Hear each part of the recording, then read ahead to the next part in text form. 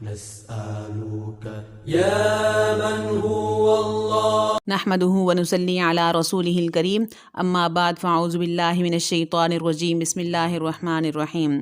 معزز سامعین السلام علیکم ورحمۃ اللہ وبرکاتہ۔ محترم سامعین، حضور صلی اللہ علیہ وسلم کے پاس ایک شخص آیا تو اس نے کہا، اے اللہ کے رسول صلی اللہ علیہ وسلم، مجھے موت سے ڈر لگتا ہے۔ تو آپ صلی اللہ علیہ وسلم نے پوچھا، کیا تیرے پاس کچھ مال ہے؟ کہنے لگا، جی ہاں۔ تو آپ صلی اللہ علیہ وسلم نے فرمایا، اسے اللہ کی راہ میں صدقہ کر دو۔ تو اس آدمی نے جو ہے وہ سارے کا سارا مال جو ہے صدقہ کر دیا۔ کچھ دنوں کے بعد جو ہے وہ آیا آپ صلی اللہ علیہ وسلم کی خدمت میں۔ تو آپ صلی اللہ علیہ وسلم نے پوچھا، اب کیا حال ہے؟ تو کہنے لگا، حضرت اب موت سے ڈر ختم ہو گیا، اب تو میرا مرنے کو جی چاہتا ہے۔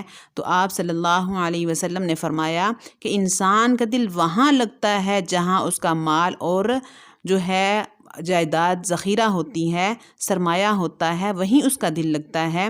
پہلے تمہارا سرمایہ دنیا میں تھا، اب تمہارا جو ہے سرمایہ آخرت میں ہے، اس لیے تمہارا پہلے دل جو ہے وہ دنیا میں لگتا تھا، اب تمہارا دل جو ہے وہ جہاں تم نے اپنا سرمایہ بھیجا ہوا ہے وہاں جو جانے کو دل کرتا ہے، اس لیے کہ تم نے اپنا سرمایہ آخرت میں بھیج دیا ہے، اب تمہارا آگے جانے کو جی چاہتا ہے۔ محترم سامعین، آج جھگڑوں میں سے اکثر جھگڑے اسی مال کی وجہ سے ہوتے ہیں۔ کہتے ہیں نا، جھگڑے کی وجہ جو ہے زر اور زمین ہوتی ہے۔ کہتے ہیں کہ ایک آدمی جو ہے فوت ہو گیا، اس کی بہت زیادہ جائیداد تھی، اس کے 2 بیٹے تھے، دونوں بیٹوں میں جائیداد تقسیم ہوئی، بہت ساری زمین تھی۔ جائیداد جو ہے جب تقسیم ہوئی تو ایک جو زمین کے درمیان میں لائن تھی جس کو بنی کہتے ہیں، اس کے اوپر ایک درخت تھا جو دونوں زمینوں کے درمیان تھا، دونوں زمینوں کے درمیان والی جو لائن تھی اس پر تھا۔ تو ایک نے کہا یہ میرا درخت ہے، دوسرے نے کہا یہ میرا ہے۔ دونوں بھائی آپس میں جھگڑ پڑے، مقدمے شروع ہو گئے۔ اس درخت کے جو ہے مقدمے جو ہیں دونوں نے ایک دوسرے کے اوپر کر دیے اور دونوں نے جو ہے وکیل بنا لیے۔ خرچ اتنا کیا دونوں نے ایک دوسرے کے اوپر جو ہے مقدمہ جیتنے کے لیے کہ دونوں کو جو اپنی اپنی زمینیں بیچنی پڑی۔ وہ زمینیں بیچتے رہے، مقدمے لڑتے رہے، یہاں تک کہ دونوں نے اپنے وکیلوں کو، اپنے جو ان کے جو تھے وکیل اور ان کے جج جو تھے، وہ پیسہ ان سے لیتے رہے اور مقدمہ جو ہے وہ چلتا رہا، یہاں تک کہ جو ہے ساری کی ساری زمین جو ہے بک گئی، دونوں بھائیوں کی زمین بک گئی۔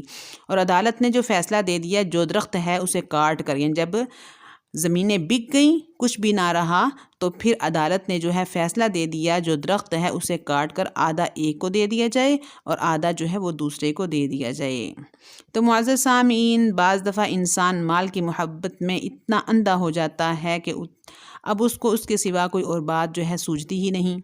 تو محترم سامعین، حدیث میں آپ صلی اللہ علیہ وسلم نے فرمایا، اگر انسان اپنے مال میں صدقہ دے گا تو اللہ تعالیٰ اس کے مال کو کم نہیں کریں گے۔ ظاہر میں تو یہی معلوم ہوتا ہے کہ مال کم ہو گیا، مگر صدقہ دینے سے اللہ رب العزت کی طرف سے مال میں جو ہے برکتیں زیادہ ہوتی ہیں۔ تو محترم سامعین، پہلے وقت جو تھے بہت اچھے تھے، بہت ہی برکتیں تھیں۔ کہتے ہیں کہ عورتیں جب گھر میں آٹا گوندتی تھیں تو آٹا گوندتے ہوئے ایک مٹھی آٹا نکال کے باہر رکھ لیتی تھیں، یہ صدقے کا ہوتا تھا۔ تو جب کوئی فقیر نہیں آتی تو اس کو دے دیا کرتے، کسی مدرسے میں بھجوا دیا جاتا۔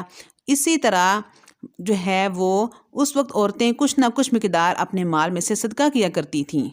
اب وقت کے ساتھ ساتھ یہ عادتیں بہت کم ہوتی جا رہی ہیں۔ محترم سامعین، آپ صلی اللہ علیہ وسلم نے ایک حدیث میں قسم اٹھا کر فرمایا کہ جو انسان اپنے رزق میں سے اللہ رب العزت کی راہ میں خرچ کرتا ہے، اللہ تعالیٰ اس کے رزق میں برکت عطا فرماتے ہیں۔ سبحان اللہ۔ محترم سامعین، آج اکثر عورتوں کو دیکھا کہ اگر ان کو کہیں کوئی جو ہے پیر دم کرنے والا مل گیا، کوئی بزرگ مل گئے تو ان کے پاس فوراً پہنچتی ہیں کہ کاروبار میں برکت نہیں، کوئی کہے گی مال میں برکت نہیں، کوئی کہے گی گھر کے سب لوگ کماتے ہیں مگر خرچے پورے نہیں ہوتے۔ اگر آپ غور کریں تو اپنے مال میں سے اللہ کی راہ میں خرچ کرنے کے عادی نہیں ہوتے۔ جب وہ اللہ کے راستے میں خرچ نہیں کرتے تو اللہ تعالیٰ ان کی ضروریات کو بڑھا دیتے ہیں، جتنا کماتے ہیں ضرورتیں اس سے زیادہ بڑھ جاتی ہیں۔ تو انسان کو یہ نہیں دیکھنا چاہیے کہ میرے پاس کم ہے یا زیادہ، کچھ نہ کچھ اللہ رب العزت کے راستے میں ضرور خرچ کرتے رہنا چاہیے۔ پنجابی میں کہتے ہیں نا، ہاتھ دا دتا کم آندا ہے۔ انسان جو کچھ اپنے ہاتھ سے صدقہ کرتا ہے دنیا میں بھی اس کی برکتیں جو ہیں وہ ظاہر ہوتی ہیں اور آخرت میں بھی اس کی برکتیں جو ہیں ضرور اس کو ملیں گی۔ بلکہ اپنے چھوٹے بچوں کو یہ عادت جو ہے سکھانی چاہیے کہ اگر کوئی مانگنے والا آئے تو خود جو ہے دینے کی بجائے بچے کو پیسے دیے جائیں کہ بچہ جاؤ یہ پیسے جو ہے فلاں کو دے آؤ، بیٹی کو پیسے دیے جاؤ بیٹی یہ فلاں فقیرنی کو پیسے دے آؤ یا فلاں ضرورت مند ہے اس کو دے آؤ، تاکہ چھوٹے بچوں کے ذہن میں بھی یہ بات بیٹھے کہ ہم نے اللہ کے راستے میں مال کو جو ہے وہ خرچ کرنا ہے۔